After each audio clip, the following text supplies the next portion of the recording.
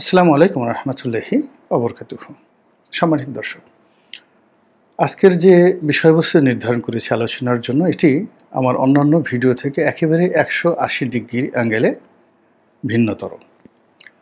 এর কারণ হলো যে আমি প্রথম থেকে যে সন্দেহটা করছিলাম, সেই সন্দেহটা হলো যে ডক্টর মোহাম্মদ ইউনূস এবং তার যারা সঙ্গী সাথী রয়েছেন, সাহায্যকারী রয়েছেন, বন্ধু এবং যারা শুভানুধ্যায়ী রয়েছেন, তারা ক্ষমতার মসনদে বসে এই মসনদটিকে বড় বেশি ভালোবেসে ফেলেছেন। দ্বিতীয়ত, এই মসনদটিকে দীর্ঘস্থায়ী করার জন্যে, এই আরামকে দ্বারায় আরও দীর্ঘদিন বসে থাকার জন্যে যে সলা পরামর্শ দরকার, বুদ্ধি দরকার, কৌশল দরকার, সব কিছু তারা অবলম্বন করছেন। এবং এই ক্ষমতাকে দীর্ঘায়িত করার জন্য দেশি বিদেশি যে সকল বুদ্ধি দরকার, পরামর্শ দরকার, সাহায্য দরকার, সহযোগিতা দরকার, নানা রকম ফন্দি দরকার, ফিকির দরকার, সব কিছু সরকারের পক্ষ থেকে করা হচ্ছে।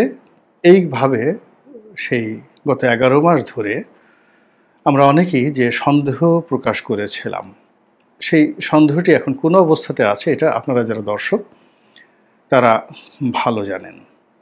এখন বোঝার চেষ্টা করুন, আমরা বলেছিলাম যে তারা তাদের শক্তি সামর্থ্য সর্বোচ্চ ব্যবহার করে চেষ্টা করবেন যেন এখানে ক্ষমতায় থাকা যায়, এবং কোনো অবস্থাতে একটা নির্বাচন খুব তড়িঘড়ি করে ডিসেম্বরে হোক, জানুয়ারি মাসে হোক, ফেব্রুয়ারি কিংবা 2026 সনের এপ্রিলে হোক অথবা জুনে হোক, এইরকম যে কথাবার্তা তারা বলছেন, প্রায় সব কথার সঙ্গে শর্ত রয়েছে।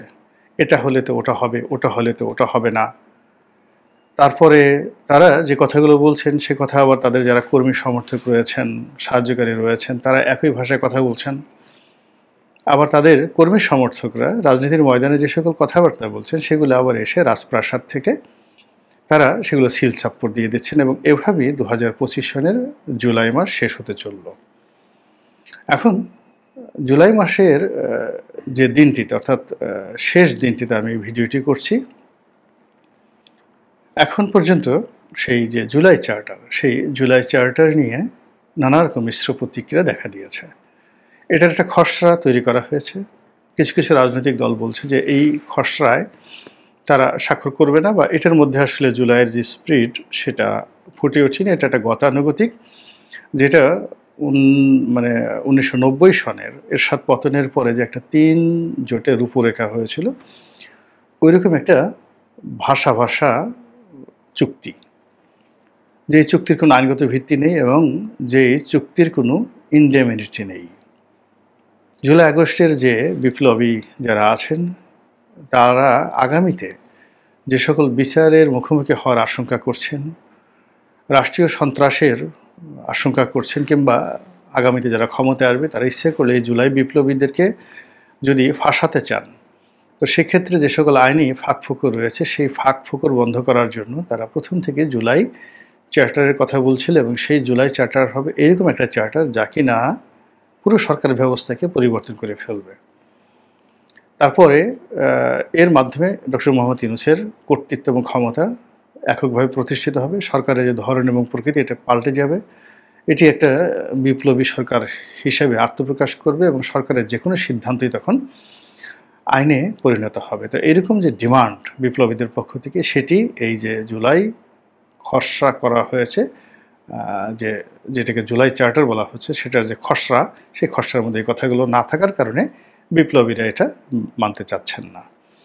অন্যদিকে রাজনৈতিক যারা নেতৃবৃন্দ রয়েছেন তারাও কিন্তু এটা যে খুব বেশি আগ্রহ সহকারে পড়ছেন, দেখছেন, স্বাক্ষর করছেন। এটা যে আসলে কোনো রকম রাজনৈতিক মূল্য, সাংবিধানিক মূল্য বা প্রয়োজনীয়তা রয়েছে, এটা রাজনৈতিক নেতৃবৃন্দের মধ্যে ওইরকম তেমন কিছু দেখিনি। আমি নিজে ব্যক্তিগতভাবে যা কিছু শুনেছি, যতটুকু দেখেছি, এটা আসলে একটা অপ্রয়োজনীয়, যা করা হয়েছে এতে কোনো পক্ষেরই এখানে কোনো পারপাস সার্ভ হবে না। এটা wastage of time, money and energy. এটা হলেও কিছু আসে যায় না, না হলেও কিছু আসে যায় না, এরকম একটা চার্টার তৈরি করা হয়েছে। বাই দ্য ওয়ে, এখানে যে কথাটা বলতে চাচ্ছি সেটা হলো যে একটি ধাপ গত 11 মাস ধরে আমরা বলে আসছি যে ডক্টর মোহাম্মদ ইউনূস এবং তার যারা সহকর্মী রয়েছেন তারা নির্বাচনকে বিলম্বিত করার জন্য, প্রলম্বিত করার জন্য কিংবা পুরো ক্ষমতাটা তাদের কুক্ষিগত করে রাখার জন্য, অ্যাটলিস্ট 5 বছর ক্ষমতায় থাকার জন্য তারা নানা রকম ছলচাতুরি কলাকৌশল করে যাচ্ছেন।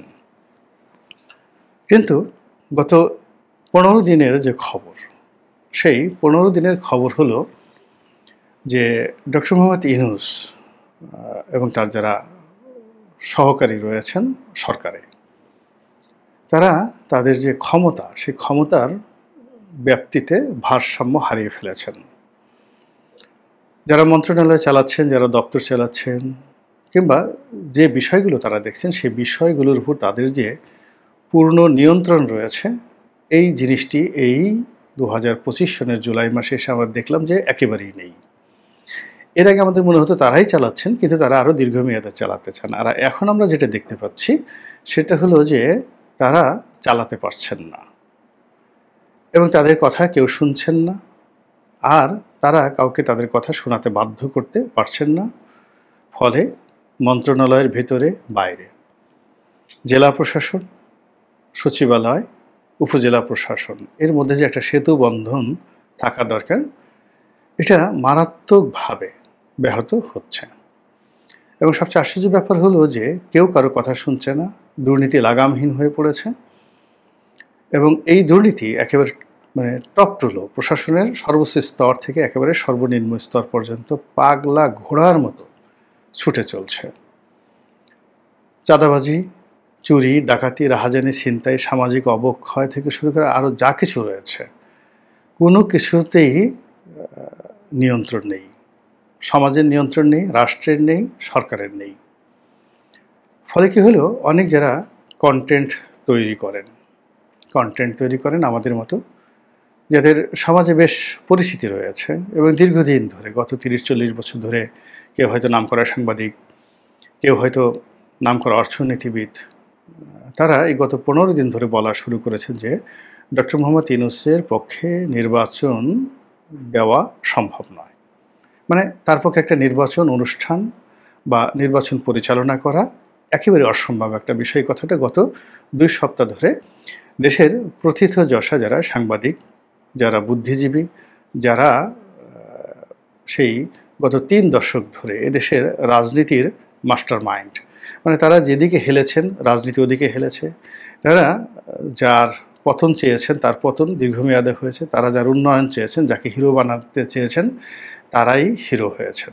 তো সেই মানুষগুলো, এই আমি যে কথাগুলো বলছি আজকে, যেটা আমি কখনো বলিনি, সেই দেখলাম যে তাদের কন্টেন্ট সেই কথাগুলো ফুটে উঠেছে। যেমন আমি 3 জন লোকের নাম বলি। একজন হলো তৃতীয় মাত্রার জিল্লুর রহমান সাহেব। আমি যে শিরোনামটি করেছি, উনি সেটাকে আরও ডাইরেক্ট ওয়েতে একটা শিরোনাম করে ওনার যে নিজের পডকাস্ট, সেখানে তিনি সেটা বর্ণনা করেছেন যে ডক্টর মোহাম্মদ ইউনূসের পক্ষে কোনো নির্বাচন অনুষ্ঠান করা সম্ভব নয়। That's all. জিল্লুর রহমান, তৃতীয় মাত্রা, চ্যানেল আই, এই অনুষ্ঠানটি এবং তার যে সোশ্যাল ইনফ্লুয়েন্স, তার সঙ্গে সঙ্গে পলিটিক্যাল ইনফ্লুয়েন্স এবং ন্যাশনাল অ্যান্ড ইন্টারন্যাশনাল কানেক্টিভিটি, এই কানেক্টিভিটির সঙ্গে তিনি যে কথা বলছেন, সে কথা নর্মাল একজন ইউটিউবারের কথা মনে করার মতো গণ্ড মূর্খ এদেশে খুব কম রয়েছে, তার কথার ওজন আছে।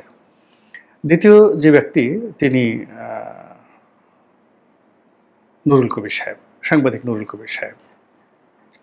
এখন সাংবাদিক নুরুল কবির সাহেবের কতগুলো কথাবার্তা, উনি সবসময় ন্যায়ের পক্ষে কথা বলেন, তারপর যেটা সত্য সত্য বলেন, সাদাকে সাদা বলেন, কালোকে কালো বলেন, এবং এই ভদ্রলোককে আমরা একজন সাহসী, একজন পয়েন্টিভ, টু দ্য পয়েন্টে কথা বলা এবং নিরপেক্ষতা বজায় রাখার সর্বোচ্চ চেষ্টা, যেটা তিনি করে আসছেন বিগত 1/11 থেকে, 2006-07 সন থেকে, এবং এটি এখন পর্যন্ত অব্যাহত রয়েছে।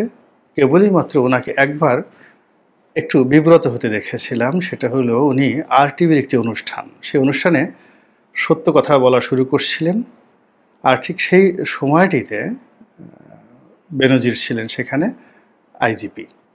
তো আইজিপি বেনজির সাহেব, তিনি তার স্বাভাবিকভাবে বডি ল্যাঙ্গুয়েজ ব্যবহার করে অনেকটা ধমকের সুরে, অনেকটা হুমকির সুরে এই প্রথম সেই নুরুল কবির সাহেবের সামনে বাংলাদেশে যদি কেউ বলে থাকে সেটা বেনজির বলেছিলেন। তাকে যেভাবে তিনি কথা বলেছিলেন ওটা খুব দৃষ্টিকটু ছিল এবং নুরুল কবির সাহেব আত্মমর্যাদা এবং সম্মান বাঁচানোর জন্য একটু চুপ হয়ে গিয়েছিলেন। এর কারণ হলো তখন খুন, গুম, মিথ্যা মামলা, ভুয়া মামলা এত বেশি চলছিল যে যেকোনো মানুষকে ভ্যানিশ করে দিলে এই সমাজে একটা উফ শব্দ করার মতো কোনো লোক ছিল না। ফলে ওই দিন ওই একটি অনুষ্ঠানে আমি জনাব নুরুল কবিরকে দেখেছি যে তিনি আর এগোননি, ইচ্ছা করে এগোননি। পরবর্তীতে উনি যে সকল টিভি টক শোতে গিয়েছেন, বিশেষ করে তৃতীয় মাত্রাতে গিয়েছেন, এককভাবে গিয়েছেন, এরকম কারোর সঙ্গে যাননি। আর বাইরের বেশিরভাগ টেলিভিশন টক শোতে তিনি হয়তো নিষিদ্ধ ছিলেন। তো সেই মানুষটি এই জমানাতে এসে নরমালি তার ডক্টর মোহাম্মদ ইউনূসকে সহযোগিতা করার কথা, কিন্তু প্রথম দিন থেকেই তিনি তার মতো করে বলে যাচ্ছেন। এমনকি তিনি ডক্টর মোহাম্মদ ইউনূসের যে একটা সাক্ষাৎকার নিয়েছেন, একটা যুগান্তকারী সাক্ষাৎকার, বাংলাদেশে এই ধরনের সাক্ষাৎকার সাধারণত হয়নি। এবং সাম্প্রতিক সময় তিনি যে রিভোল্ট করেছেন সেটা হলো press council. Bangladesh press council সংবাদপত্র নিয়ন্ত্রণ, সংবাদপত্রের যে মধ্যে বিরোধ নিষ্পত্তি করা, জনগণ এবং সংবাদপত্র মালিক এবং সাংবাদিকদের মধ্যে বিরোধ নিষ্পত্তির ক্ষেত্রে কোয়াসি জুডিশিয়াল বডি হিসেবে সর্বোচ্চ প্রতিষ্ঠান। এখানে একজন অ্যাপিলেট ডিভিশনের বিচারপতি থাকেন চেয়ারম্যান, আর অন্যান্য যারা থাকেন তাদেরকে মর্যাদা দেওয়া হয় বিচারপতি, মানে হাইকোর্টের বিচারপতির পদমর্যাদা সম্পন্ন, মানে যারা মেম্বার থাকেন। তো এটা অর্থনৈতিকভাবে লোভনীয় পদ নয়, কিন্তু সম্মান এবং মর্যাদার জন্য এটা লোভনীয় পদ। সংসদ সদস্য হিসেবে আমি ওখানে 3 বছর দায়িত্ব পালন করেছি প্রেস কাউন্সিলের সদস্য হিসেবে। তো কাজে অনেকে এটা হওয়ার জন্য সাংবাদিকদের মধ্যে, ওখানে সাংবাদিকদের প্রতিনিধি থাকে, পার্লামেন্টের প্রতিনিধি থাকে। তো it's a very powerful body. এটা ফাংশন নেই, অত কাজকর্ম করে না, কিন্তু এটা একটা পাওয়ারফুল বডি এবং এখানে সবাই যেতে চায়। তো ওই জায়গাতে সদস্য হিসেবে তার নাম অন্তর্ভুক্ত করে সরকার একটা গেজেট প্রকাশ করেছে, সেইটা নিয়ে তিনি রিভোল্ট করেছেন এবং তিনি বলেছেন যে তার নামটি বাদ দেওয়া হোক। আর দ্বিতীয়ত হলো যে তার নামটি নির্ভুলভাবে এই যে সরকার লিখতে পারেনি, তো সেই সরকারের একটা মন্ত্রণালয়ের অধীন একটা বডিতে তিনি কাজ করবেন, মানে এটা তার কাছে খুব অবমাননাকর মনে হয়েছে। It means the government is not functioning as well. তো এই বিষয়টি বুঝতে হবে যে একটি সরকার সে যেভাবে পদে পদে অপমানিত হচ্ছে, অর্থাৎ তিনি যেটা বলছেন, নুরুল কবির সাহেব যেটা বলছেন যে তাকে এই কমিটিতে অন্তর্ভুক্ত করা হবে, তার অনুমতি নেওয়া হয়নি, তার সঙ্গে আলোচনা করা হয়নি এবং তার সম্মতি নেওয়া হয়নি। এটা খুবই আপত্তিকর। এখান থেকেই বোঝা যায় যে সরকার কতটা দেউলিয়া হয়ে পড়েছে, অথবা কতটা মানে অহমিকা বোধে তাদেরকে পেয়ে বসেছে যে তারা রুটি ছেড়ে দিলে, ছুঁড়ে দিলে মানে যে কোনো মানুষ সেটা রুটি গ্রহণ করবে।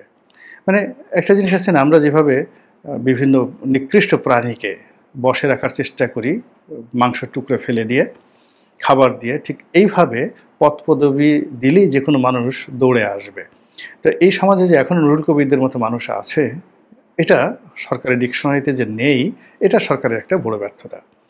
থার্ডলি হলো দেবপ্রিয় ভট্টাচার্য, যার সঙ্গে ডক্টর মোহাম্মদ ইউনূসের ব্যক্তিগত সম্পর্ক একেবারে চরমে ছিল, কিন্তু সেই ভদ্রলোকও ইদানিং যে ভাষায় কথাবার্তা বলছেন তাতে সরাসরি ডক্টর মোহাম্মদ ইউনূসের যে রেজিম, সেই রেজিমের যে সততা, ন্যায়পরায়ণতা, সক্ষমতা ইত্যাদিকে চ্যালেঞ্জ করেছে। ফলে কি হচ্ছে যে আজকের আমার এই ভিডিওটাতে আমার কাছে মনে হচ্ছে যে এই যে এত বড় বড় জ্ঞানী মানুষ, আমি 3 জনের নাম বললাম, আরও অনেকে সেই সিরাজ ইসলাম চৌধুরী উনি বের হয়ে এসেছেন, আনু মোহাম্মদ বের হয়ে এসেছেন।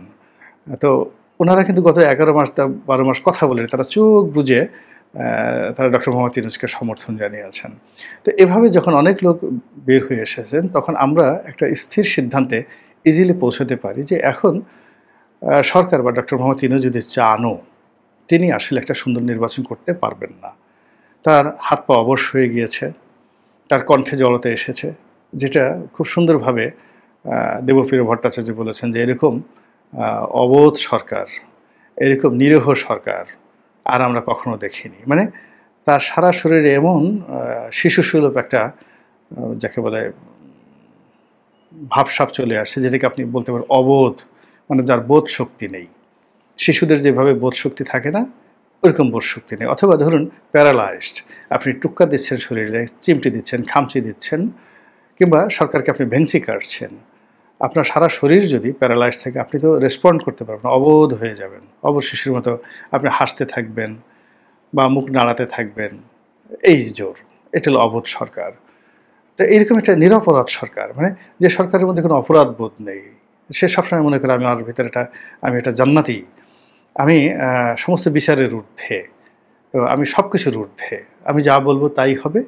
তো এই যে এটাকে বলা হয় যে একটা মানুষ যখন নিজেকে খুব নিরপরাধ ভাবে, সুপ্রিম কমান্ডার ভাবে, নিজেকে সেই দেবতা, মানে দেবতার মতো ভাবে, নিজেকে বিধাতা ভাবে, এরকম যখন সে ভাবতে থাকে, তখন তার মধ্যে এক ধরনের নিরপরাধ মনোভাব চলে আসে যে আমার কোনো অপরাধ নাই, সব দোষ কেষ্ট বেটার, সব দোষ কেষ্ট বেটার, অর্থাৎ আগে ফ্যাসিবাদ সরকার যেটা করেছে সেটাই করেছে, যেটা দেবপ্রিয় ভট্টাচার্য বলেছেন।